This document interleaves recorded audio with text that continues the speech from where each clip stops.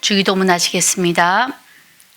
하늘에 계신 우리 아버지여, 이름이 거룩히 여김을 받으시오며 나라가 임하시오며 뜻이 하늘에서 이루어진 것 같이 땅에서도 이루어지이다. 오늘 우리에게 일용할 양식을 주시옵고 우리가 우리에게 죄 지은 자를 사하여 준 것 같이 우리 죄를 사하여 주시옵고 우리를 시험에 들게 하지 마시옵고 다만 악에서 구하시옵소서. 나라와 권세와 영광이 아버지께 영원히 있사옵나이다. 아멘. 찬송가 182장 찬양 드리겠습니다.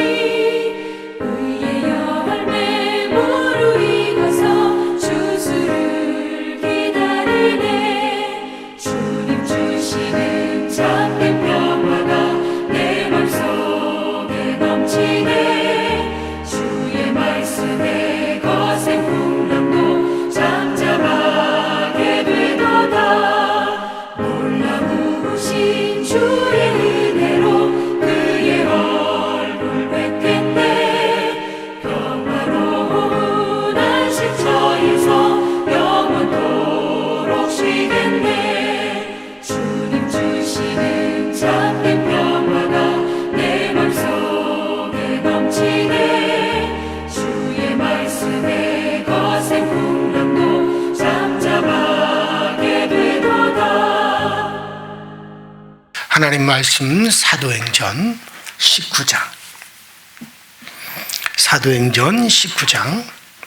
8절부터 10절까지 보시겠습니다. 자, 우리 6절부터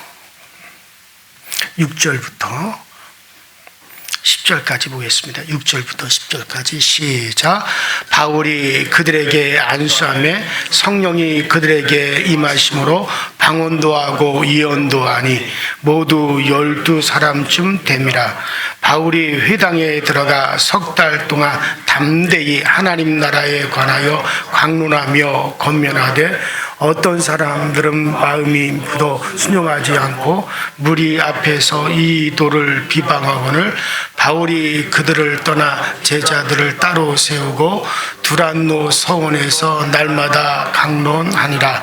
2해 동안 이같이 하니 아시아에 사는 자는 유대인이나 헬라인이나 다 주의 말씀을 듣더라. 아멘. 자, 너희가 믿을 때 성령을 받았느냐라고 하는 그 바울이 에베소에 던진 질문입니다. 지난 시간에 이 질문에 대해서 우리는 어떻게 대답할 수가 있느냐? 과연 나는 너희가 성령 받았느냐라는 그 바울의 질문에 정말 우리가 어떻게 대답을 하겠느냐라고 하는 그런 말씀을 드렸습니다. 이 질문은 오늘날 모든 그리스도인들에게 던져져야 될 그럴 질문입니다. 왜냐하면 예수님께서 부활하시고 승천하시기 직전에 오직 성령이 너희에게 임하시며 이라고 하는 말씀을 하셨어요. 또 성령이 너희에게 임하기까지 이곳을 떠나지 말라라고도 주님이 당부하셨습니다. 그래서 우리는 반드시 그 질문에 대답을 해야 됩니다. 여러분은 믿을 때 성령을 받았습니까? 성령을 받았다면 성령 받은 증거가 뭡니까?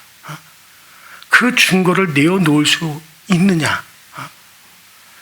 여러분들, 우리가 신앙생활에 있어서 체험은 대단히 중요한 겁니다. 물론 체험이 없이도 신앙생활 잘할 수 있고 체험이 없어도 얼마든지 믿을 수 있어요. 또 성령을 받았지만 어떠한 체험이 없을 수도 있습니다. 그러나 만약 성령 받은 증거로서 우리에게 내적인 체험이나 또 그 체험이 밖으로 나타나는 외적인 체험이 나타난다면 그보다도 더 확신은 없을 거예요. 예를 들어서 여러분이 미국에 가보지 않고도 이곳에서, 우리 대한민국 이 땅에서 얼마든지 미국 말을 잘할 수 있어요. 영어 회화를 잘할 수 있고 또 미국에 대해서 이론적으로 깊이 알 수도 있습니다. 미국에 안 가봐도. 그러나 미국에서 수년 동안 살다가 왔다면 무슨 두말할 필요가 뭐가 있겠어요. 미국 사람과 늘 영어로 대화하고 미국에서 직접 살아봤으니 그 체험보다 더 확실한 게 뭐가 있겠습니까? 이제 여러분들에게도 마찬가지. 성령 받은 증거가 체험으로 나타나시기를 바랍니다. 여러분들, 우리 주님에게로부터 나온 성령께서 내 안에 거하시면서 그 성령의 체험을 한다면 우리가 하나님 나라에 대해서 뭘 깊이 말할 게 뭐가 있겠어요? 내가 지금 그걸 체험하고 있는데 예수님에 대해서 지금 그 예수를 성령으로 내가 체험하고 있는데 뭐 더 말할 필요가 있겠습니까? 자, 그러면 우리가 성령 받은 증거가 어떻게 나타나느냐? 성령 받은 증거는 여러분들 외적인 증거로 나타나고 내적인 증거로 나타나고 그 다음에 환경적인 증거로 이 세 가지로 성령 받은 증거가 우리에게 나타납니다. 자, 먼저 외적인 증거죠. 자, 다 똑같은 것은 아니지만 그러나 상당한 부분에 공통점이 있어요. 자, 바울이 19장 6절에 보니까는 바울이 안수할 때 에베소 사람들에게 나타난 그 공통점이 뭐예요? 바울이 그들에게 안수하며 성령이 그들에게 임하심으로 그들이 방언도 하고 예언도 하니. 성령이 그들에게 임하심으로 방언도 하고 예언도 했어요. 성령 받은 사람들이 방언과 예언을 다 하는 것은 아니에요. 나타날 수도 있고 나타나지 않을 수도 있습니다. 그렇다면 성령 받은 사람이 모두가 방언이 나타나는 건 아니지만은 방언이 나타나는 사람은 이게 성령에 의해서 하게 된 것이기 때문에 그에게 성령이 임했다는 게 분명하지 않느냐 그런 얘기예요.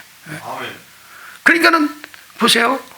예수님께서 승천하시고 성령이 너희에게 임하리라고 말씀하셨고 또 너희가 성령을 받으라고 우리에게 말씀하셨어요. 그런데 그 성령이 임하는 현장마다 공통적인 것이 뭡니까?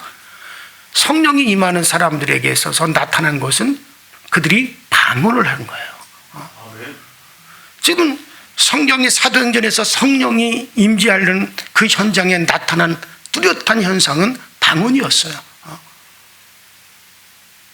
방언이나 예언은 성령께서 주시는 은사인데 그 두 가지 외에도 여러 은사가 얼마든지 많이 있죠.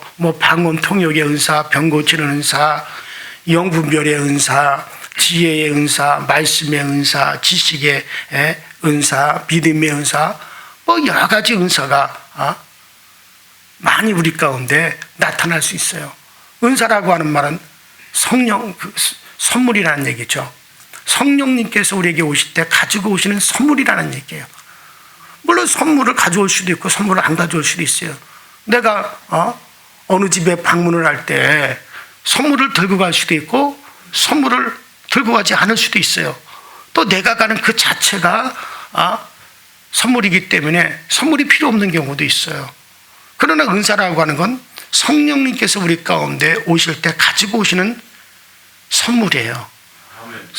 은사 자체가 성령이 아니에요. 성령이 오실 때 가지고 오시는 선물입니다. 근데 그 선물은 다양할 수가 있어요. 여러 가지 선물을 가지고 오실 수가 있죠. 자, 어쨌든 간에 성령 받은 여러분들을 통해서 그런 은사가 제한 없이 나타날 수 있기를 바랍니다. 또 우리는 그렇게 기도할 필요가 있다는 거죠. 자, 그 다음에 성령 받은 증거를 찾는, 제가 지금 말씀드린 건 외적인 증거였고, 성령의 증거에 내면적인, 내적인 또 증거도 있습니다. 자, 성령 받은 사람은 성령의 열매가 나타나죠. 사과나무는 사과를 맺고 포도나무는 포도를 맺습니다. 자, 성령을 받았다면 성령의 열매가 우리 가운데 맺혀지게 돼요. 그럼 성령의 열매가 무엇입니까? 갈라디아서 5장에 자세하게 나와 있습니다.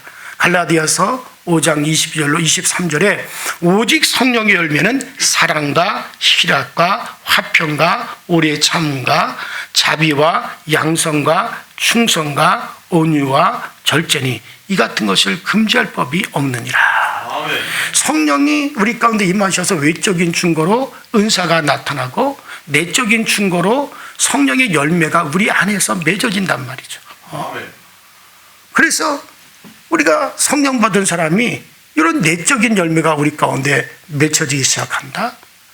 하나님 사랑, 이웃 사랑이 나타난다. 분명한 성령 받은 증거라 그랬어요. 아멘. 기쁨이 있습니까? 예수님 때문에 기쁨으로 세상을 살고 있다. 그렇다면 역시 성령 받은 확실한 증거죠. 아멘. 화평과 오래 참음, 자비, 양성, 충성, 온유, 절제, 이거 마찬가지예요. 그런 열매들이 나타나면 분명히 성 받은 사람이라고 하는 증거를 가지고 있는 거예요. 물론 그 정도가 크고 적을 수가 있어요. 어떤 사과는 크고 맛있는 좋은 사과가 있는가 하면 어떤 사과 열매는 작고 맛도 덜한 것도 있어요. 그러나 두 종류 다 사과인 것만큼은 틀림이 없다 그런 얘기예요. 성령 받았다고 해서 완벽한 게 아닙니다. 그러나 나에게 부족한 요소가 많고 비록 실패가 자꾸 있을지라도 성령 열매의 종류가 나타나고 있다면 그 사람은 성령 받았음이 분명한 겁니다. 아멘. 그래서 여러분들 성령 받은 증거, 그래서 이게 내적으로 나타나는 거죠. 이 성령의 열매들의 내적인 성령 받은 증거와 더불어 또 한 가지 거기다 더 추가한다면 양심의 증거예요. 성령이 우리 가운데 임하시면 그 성령이 우리의 양심을 살아나게 만들어요. 아멘. 전에는 죄를 지어도 무감각했습니다. 그러나 성령이 거하시면 가책과 두려움이 나타나죠. 그리고 회개하게 하시죠. 아멘. 회개한 후에는 어떻습니까? 평안이 와요. 아멘. 이것이 바로 내적인 또 하나의 증거라고 할 수 있죠. 이렇게 해서 성령 받은 증거를 외적인 것을 제가 은사적인 외적인 걸 말씀드렸고, 성령 받은 증거의 내적인 증거 성령의 열매와 또 양심의 증거를 말씀드렸어요. 자, 그렇다면 성령 받은 증거에 또 한 가지 환경적인 증거가 있습니다. 자, 성령 받은 증거 한 가지 더 살핀다면 우리 주님이 그랬죠. 오직 성령이 너에게 임하시면 너희가 권능을 받고 온 유대와 사마리아와 땅 끝까지 이르러 내 증인이 되리라 하시니라. 바로 성령 받은 사람의 환경적인 증거가 나타나요.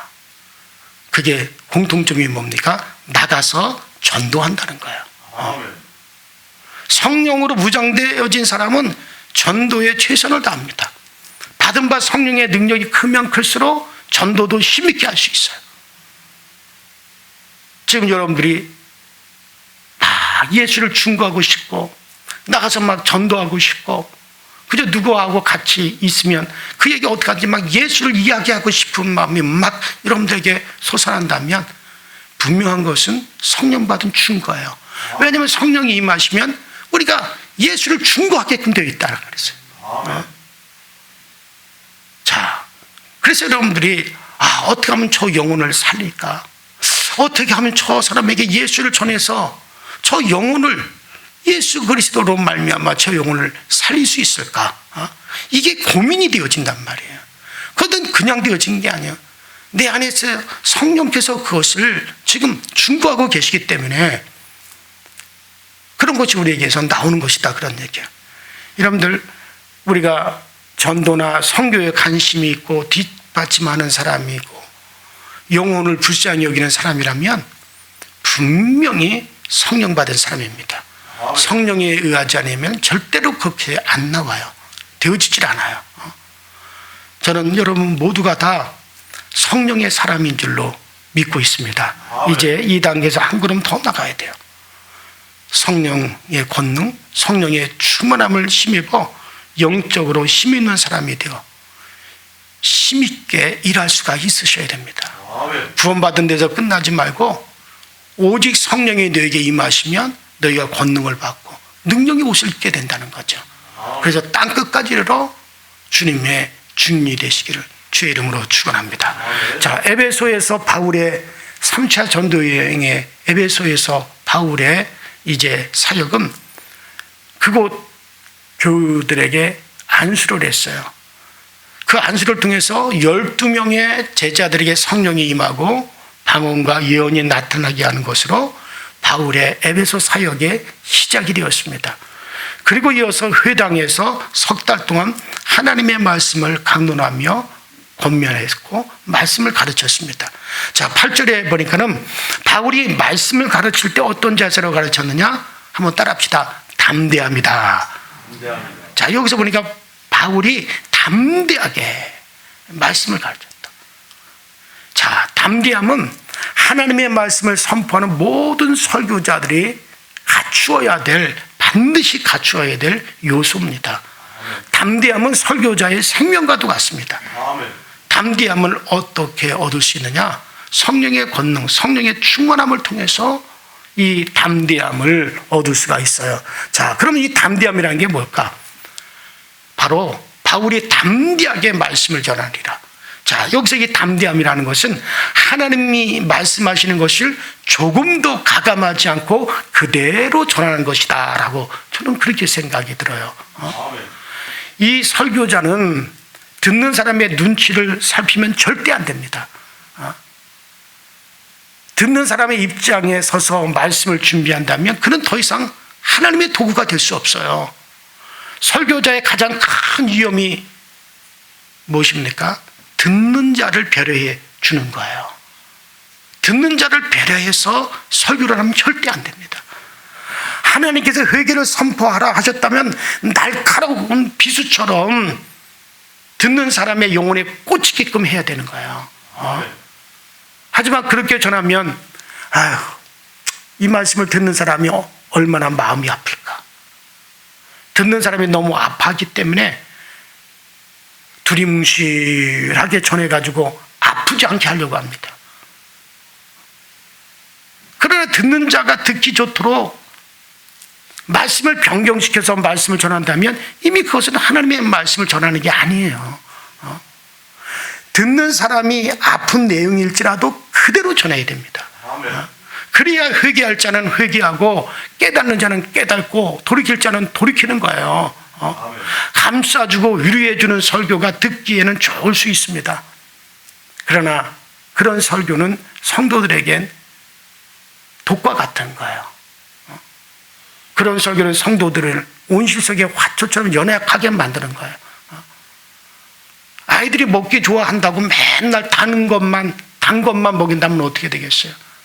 아이들이 그것만 좋아한다면 그 아이는 어떻게 되겠어요? 뼈도 약해지고 체질도 약해지고 만 가지 병에 다 걸릴 거예요. 면역이 떨어져서. 그러나 때때로는 그 아이가 싫어한다 할지라도 울면서 먹기 싫다고 하더라도 쓴 것도 먹여야 되고 딱딱한 것도 먹여야 되고 그래야 되는 거잖아요. 마찬가지 설교자들도 자꾸 듣는 사람을 배려해서 설교, 또 교우들도 듣기 좋은 소리만 들으려고 하고, 그리고 오늘날 성도들이 무기력하게 되어지는 거예요. 하나님께서 주신 그대로 전하고 성경의 내용 그대로 전할 때 그것이 비록 마음이 아프고 입에 쓰다 할지라도 강한 성도를 만들어 줍니다. 짐승의 왕인 강인한 사자와 같이 그런 성도, 창공을 힘차게 날아다니며 하늘을 지배하는 독수리와 같은 그런 성도로 훈련이 되어져야 됩니다. 왜냐하면 그래야만 영적인 전쟁에서 승리자가 될 수 있기 때문에 그래요. 우리 강서절교회 모든 성도들은 다 영적인 장군이 되어서 정말 영적 전쟁의 최일선에서 악한 사단의 세력을 유감 없이 물리칠 수 있기를 바랍니다. 철장 속에 갇힌 어떤 동물원의 사자가 된다면 어찌 그게 동물의 세계를 호령할 수 있겠어요? 오히려 자연 속의 토끼가 더 낫지 않겠습니까? 어떤 때는 설교 듣는 것이 마음의 찔림이 될 수도 있어요. 자존심을 상하게 할 수도 있어요. 날카로운 비수가 가슴에 꽂히는 것처럼 그에게 아픔을 줄 수도 있어요. 왜 설교자가 그거 모르겠어요? 내가 이런 설교를 하면 어떤 사람은 자존심 상했구나. 내가 이런 설교를 하면 어떤 사람은 심적으로 상당히 불편하겠구나. 그러나 그것이 여러분들을 강하게 만들 수가 있는 겁니다. 그리고 모든 목회자들은 하나님의 도구라고 생각을 하셔야 되지. 하나님의 도구. 저도 하나님의 도구예요. 하나님의 말씀을 왜곡하면 하와에게 일어났던 일이 일어날 수가 있어요. 하나님께서 선악과를 먹는 날에는 정령 죽으리라고 분명히 그렇게 말씀하셨어요. 그러나 하와는 죽을까 하노라 그렇게 말씀을 두리뭉실하게 변경시켜버렸어요. 그 말씀을 변질시켰단 말이죠. 그 결과가 뭡니까? 선악과를 따먹는 불순종을 통해서 인류에게 죄의 뿌리를 심었고 에덴 동산에서 추방을 당했습니다. 우리 강서절교회는 가감없이 말씀을 전하고 가감없이 말씀을 듣고 그래서 가감없이 순종하는 우리 모두가 될 수 있기를 주의 이름으로 축원합니다. 우리 시내 다 같이 합심해서 기도하십시다. 자, 바울이 에베소에서의 사역의 첫 시작은 바로 안수를 통해서 그들이 성령의 충만을 받은 것에서부터 시작이 되었습니다. 그리고 가감없이 담대하게 말씀을 전함으로 그가 에베소의 사역을 시작을 했습니다. 우리 교회에 하나님 말씀이 가감없이 전달되고 우리 성도들이 가감없이 말씀을 받고 또 가감없는 순종을 할 수 있는 말씀에 순종할 수 있는 그런 교회가 되게 하여 주옵소서. 또 수련회 중에 있는 우리 청소년들 우리 교회 중고등부 학생들 저들이 꼭 기도의 능력을 얻고 성령 충만을 얻을 수 있는 또 찬양의 큰 기쁨을 얻을 수 있는 그런 집회가 되게 하시고 또 이 추위 속에서도 안전한 수련회가 되게 하여 주옵소서 하고 우리 통성으로 기도하시다 들어가십시다. 주여 전능하신 하나님 우리 아버지 주님 은혜와 주의 사랑에 감사드립니다. 날마다 우리 모두가 하나님의 거룩한 도구로서 사용되어지게 하여 주시고, 우리 모두는 가감없는 하나님 말씀이 순종, 가감없는 주의 말씀을 우리가 준거하고 가감없이 하나님 말씀을 또 받을 수 있고 순종할 수 있는 우리 모두가 되어지도록 주님께서 은혜와 능력과 권능으로 인도하여 주옵소서. 날마다 우리 하나님 주시는 큰 아버지의 믿음 속에 거하게 하시고, 우리 하나님 주시는 큰 아버지의 성령의 충만, 은혜의 충만이 항상 우리를 통해서 나타날 수 있도록 주님께서 도우시고 역사하여 주옵소서. 성령의 놀라운 충고가 우리의 외적으로도 나타나고 내적으로도 나타나고 우리의 환경적으로도 꼭 나타날 수 있게 하여 주셔서 성령의 아버지 환경적인 충고를 우리 모두가 다 안고 다닐 수 있도록 주여 도와주셔서 오직 성령이 너에게 임하시면 너희가 권능을 받고 온 유대와 사마리아와 땅 끝까지 이르러 내 증인이 되리라 라고 말씀하셨사오니, 그대로 우리에게 아버지 성령의 내적인 증거, 외적인 증거, 환경적인 증거가 우리 아버지 삶들에게 분명히 나타나서 성령님과 동행하며 성령님과 함께하는 삶이 우리 가운데 날마다 펼쳐질 수 있게 하여 주시옵시고, 우리 강조교회 모든 성도들마다 성령 충만할 수 있게 하여 주옵소서. 아버지 하나님의 이 주의 속에서도 지금 수련회 가운데 있는 우리 청소년부들을 기억하여 주시고, 아버지 우리 청소년들이 이번 수련회를 통해서 성령 충만함을 얻고 저들이 아버지 찬양의 기쁨을 안고 기도의 아버지 능력을 힘입어 돌아올 수 있게 하여 주셔서 우리 아버지 청소년부의 하나님 큰 아버지 부흥의 기초가 되어지게 하여 주옵소서. 오가 구하는 모든 길의 안전함을 하나님이 지켜주시고 우리 하나님의 평안함을 지켜주셔서 우리 청소년부 학생들 모두가 하나님의 안전과 평안함으로 모든 것을 감당하고 안전과 평안함으로 모든 일을 이루어갈 수 있도록 주님께서 은혜와 능력으로 도우시고 우리 하나님의 크신 손길로 함께하여 주시옵소서.